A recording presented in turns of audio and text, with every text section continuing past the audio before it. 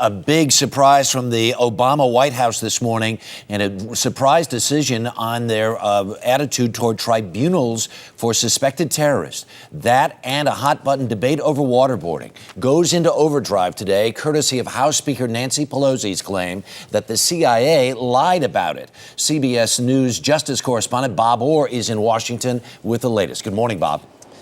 Good morning, Harry. Well, House Speaker Nancy Pelosi, as you mentioned, is trying to rebut charges that she knew about waterboarding years ago and took no steps to try to stop it.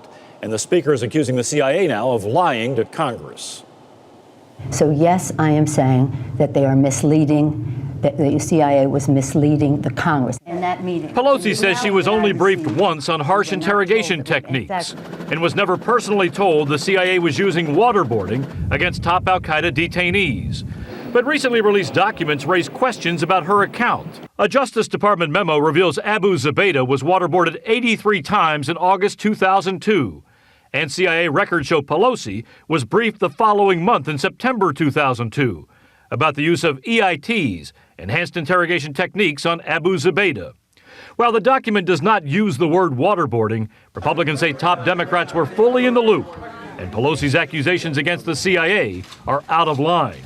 Meanwhile, today, the administration is expected to announce it's restarting the controversial Bush-era military tribunals for a small number of Guantanamo terror suspects. Pelosi now wants a so-called truth commission to sort out all of the facts, but the president and Democratic Senate leaders are against that idea, so this whole debate over who knew what when will go on for some time. Harry? Bob Orr this morning, thanks so much. Joining us from Washington also this morning, CBS political analyst John Dickerson. John, good morning. Good morning. Nancy Pelosi seems to be digging herself into a hole. Is it a hole she can get out of?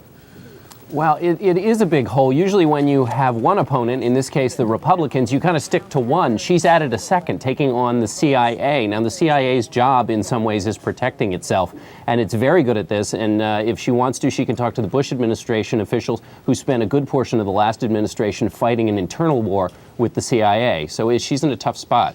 And the CIA, of course, came back and said, on the contrary, you knew exactly what was going on here. That's exactly right. They said that she was briefed in September of 2002 about what was going on, and also they've said that that she should know. What's important here is that she said that the CIA lied in September of 2002. They're not telling the truth now about what happened at that meeting, and then she made a broader claim that they basically lie regularly to the Congress. Let's talk about this decision by the Obama administration to go ahead and have tribunals for some of these terror suspects. The whole part of a huge part of Obama's campaign was repudiation of this Bush policy in Guantanamo. What are Obama supporters going to think of this decision this morning?